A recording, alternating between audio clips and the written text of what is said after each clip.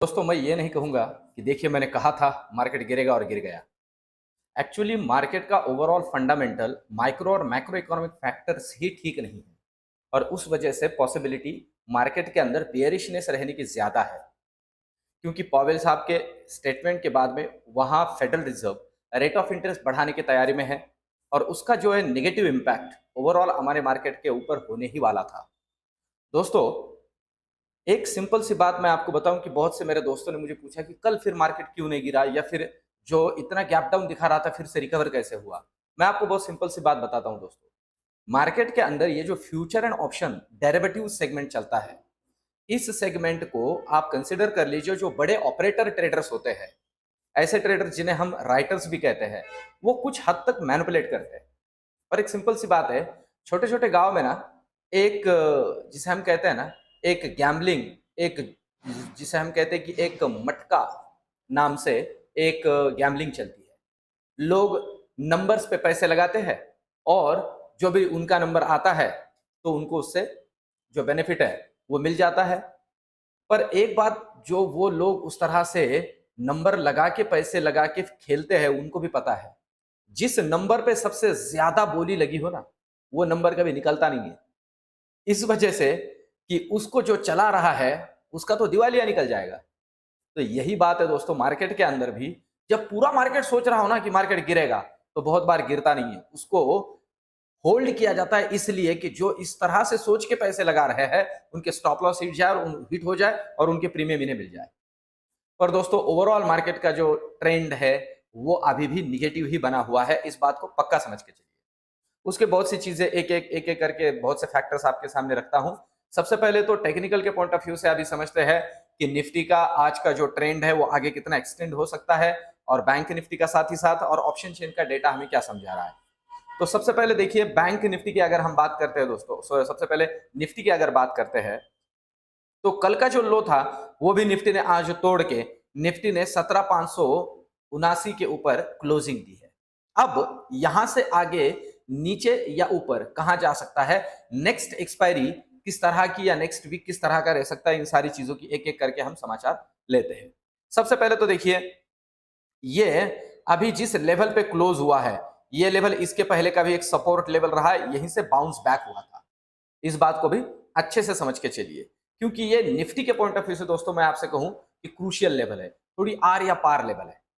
अब ध्यान दीजिए मैं जो बोल रहा हूं, 17,000 जो सबसे इंपॉर्टेंट लेवल बनती है वो है ये लेवल, और ये लेवल है 17,530 की लेवल। दोस्तों 17,530 को डिसाइसिवली अगर निफ्टी तोड़ देता है तो मैं आपके जानकारी के लिए बता दूं, निफ्टी के अंदर हमें डायरेक्टली इस लेवल के दर्शन हो सकते हैं, और वो है 17,470 सबसे पहला, और दूसरा 17,420। मतलब 17,530 तोड़ता है तो 100 पॉइंट का डाउनफॉल निफ्टी के अंदर हम शार्प देख सकते हैं। मैं 17,530 बोल रहा हूं। मैं बहुत बार आपको जो लेवल्स बताता हूं ना दोस्तों, मैं कहता हूं कि 17,500 एक साइकोलॉजिकल सपोर्ट है। अगर उसे डिसाइसिवली तोड़ देता है तो मार्केट, और मैं आपकी जानकारी के लिए बता दूं 17,500 के ऊपर ही ये लेवल है अभी 17,530। अगर उसे तोड़ देता है तो 17,500 भी निकल जाएगा। अब इस बात को ध्यान में रख के चलिए, ये मेरा स्टडी कह रहा है दोस्तों, मेरा रिसर्च कह रहा है। ये फिर से मैं कहूं, ये कोई मेरे स्टेटमेंट नहीं है ऐसा ही मार्केट करेगा, प्रोबेबिलिटी ऐसा कर सकता है।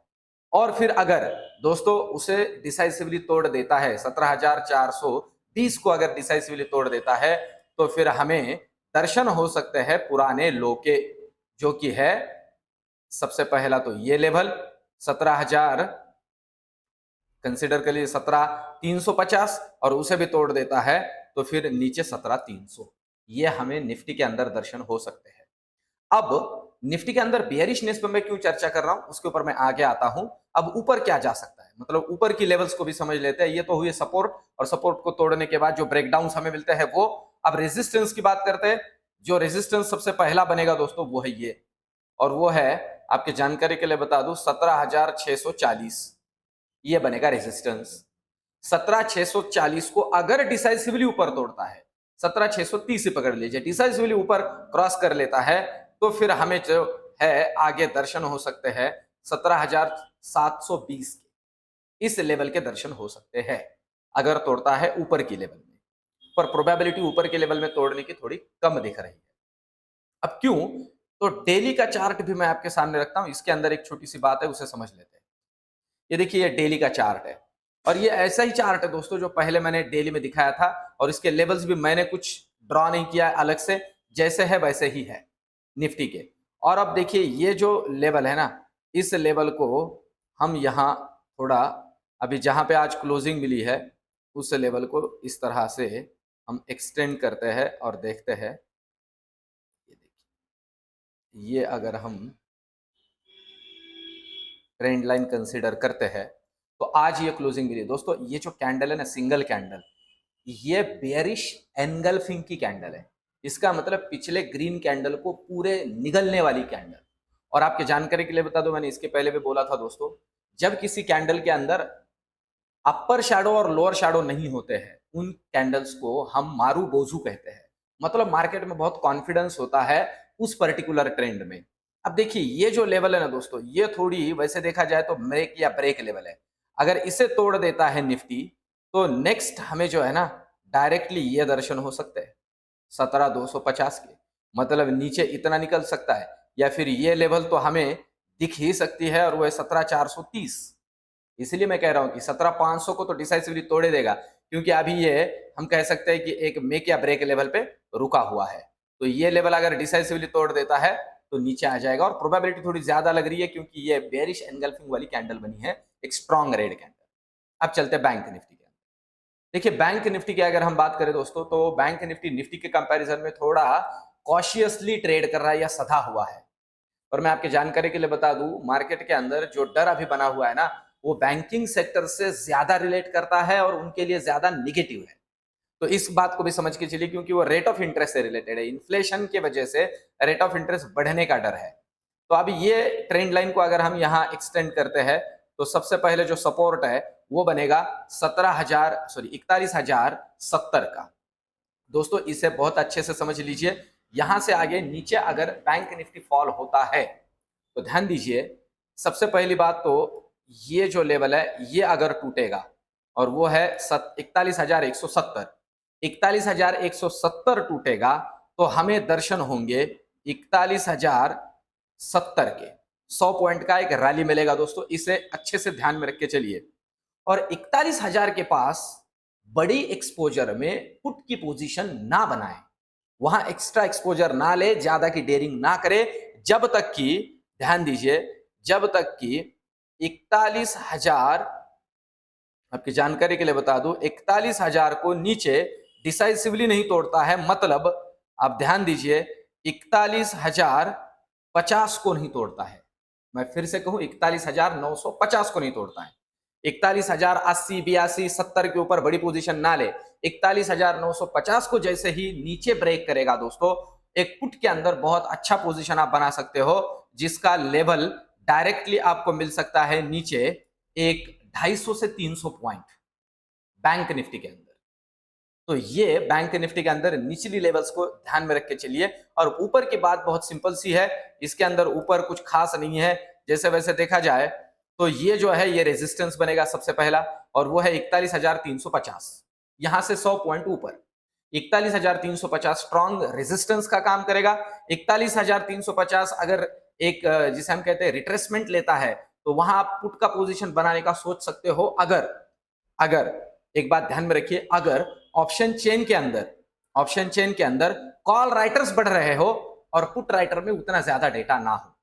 इस बात को अच्छे से समझ लीजिए। उस पॉइंट पे मैं आ जाता हूं, क्योंकि एक्सपायरी के आज के दिन मैंने खुद ने 2 से 3 बजे के दरमियान आपके लिए फिर से डेटा को ऑब्जर्व किया। और दोस्तों, बराबर जो एक स्ट्रैटेजी मैंने इसके पहले आपसे कही थी कि एक 15-15 मिनट के अंतराल से, खास करके एक्सपायरी के दिन 15-15 मिनट के अंतराल से 2 बजे के बाद में आप ऑप्शन चेन का डेटा रिफ्रेश करते जाइए। अगर कॉल राइटर बढ़ रहे हो तो गिरने की प्रोबेबिलिटी, और पुट राइटर बढ़ रहे हो तो बढ़ने की प्रोबेबिलिटी। तो पुट राइटर आज गायब हो रहे थे और कॉल राइटर बढ़ रहे थे, इस वजह से एक अच्छा खासा फॉल बैंक निफ्टी के अंदर भी डे एंड में हमने देखा है।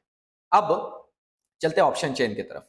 देखिए, 16 मार्च का ये ऑप्शन चेन का डेटा है, अभी 16 मार्च का। तो आप देख सकते हो यहाँ 16 मार्च में यहाँ 17,700 के ऊपर एक तगड़ा कॉल राइटिंग है। इसका मतलब ये होता है दोस्तों, 17,700 एक बहुत ही तगड़ा रेजिस्टेंस का काम करेगा। इसके अलावा ओवरऑल अगर देखा जाए तो 17,600 के ऊपर भी कॉल राइटिंग है, ठीक है। तो 17,600 के ऊपर भी है, पर खास करके 17,700 के ऊपर है। पर पुट राइटिंग की अगर बात करें तो वो 17,600 के ऊपर ही है, वो भी आज 32,000 कॉन्ट्रैक्ट्स इसके अंदर जुड़े हैं। इसका मतलब है 17,600 मेक या ब्रेक लेवल। इसलिए मैंने आपको कहा 17,550 को तोड़ने दीजिए नीचे, एक शार्प डाउनफॉल मिलेगा और वो 17,500 भी लेके जाएगा। ये भी बात ध्यान में रख के चलिए।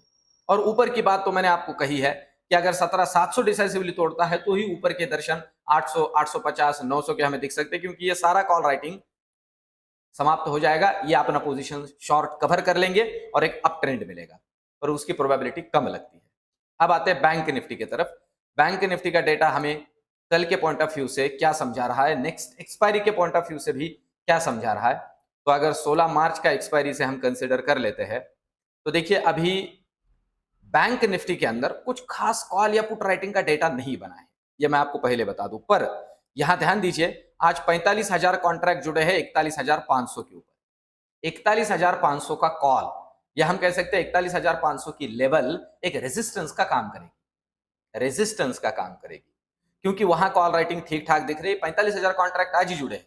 अगर उसे डिसाइसिवली ऊपर तोड़ता है तो मैंने कहा एक अच्छा खासा अप ट्रेंड मिलेगा। 41,550 ये पॉइंट आप ध्यान में रख के चलिए। 41,550 को तोड़ देता है तो एक अप ट्रेंड मिलेगा ऊपर 150 से 200 पॉइंट का, पर प्रोबेबिलिटी बहुत कम लग रही है। अब नीचे की अगर बात करें दोस्तों, तो मैंने आपसे कहा है अभी इसे 41,200 को तोड़ने दीजिए डिसाइसिवली, तो फिर नीचे के दर्शन हमें अच्छे खासे हो सकते हैं। पर आप देख सकते हो पुट राइटिंग कुछ खास डेटा है ही नहीं, कॉल राइटिंग में भी नहीं है। बैंक निफ्टी के अंदर थोड़ा कॉशियस मूवमेंट हो रहा है। तो अभी कल के ओवरऑल ट्रेंड के अंदर या कल के मार्केट के अंदर किस तरह का डेटा बनता है, उससे हमें थोड़ा और क्लियर पिक्चर मिलेगा। पर मैं दोस्तों एक बात आपको यहाँ ठीक ठाक क्लियर कर दूं कि मार्केट के अंदर अभी भी एक थोड़ा डर बना हुआ है, क्योंकि फिर से इतना तामझाम करने के बाद भी अगर इन्फ्लेशन और ओवरऑल इकोनॉमिक डेटा नहीं सुधर रहा है तो कहीं थोड़ी दिक्कत है। तो इस बात को ध्यान में रख के चलिए, अच्छे अच्छे स्टॉक्स के अंदर काम कीजिए दोस्तों। मैंने जैसे आपको कहा था कि मैं आपके लिए कुछ स्टॉक्स लेके आऊंगा, तो ये वीडियो मैं आने वाले सैटरडे के दिन आपके लिए लेके आऊंगा कि किन स्टॉक्स के अंदर आप आने वाले 1 महीने या 1.5 महीने के पॉइंट ऑफ व्यू से एक स्विंग ट्रेडिंग कर सकते हो। तो दोस्तों मिलते हैं कल के वीडियो में, तब तक के लिए इस वीडियो को, इस चैनल को सब्सक्राइब कीजिए, वीडियो को लाइक कीजिए और आपके कमेंट जरूर से जरूर लिखिए दोस्तों। आपके कमेंट मुझे मोटिवेट करते हैं, मुझे गाइडेंस देते हैं। तो आपको विनती रहेगी कि आप कमेंट जरूर लिखें, वीडियोस को लाइक करें। मिलते हैं कल के वीडियो में।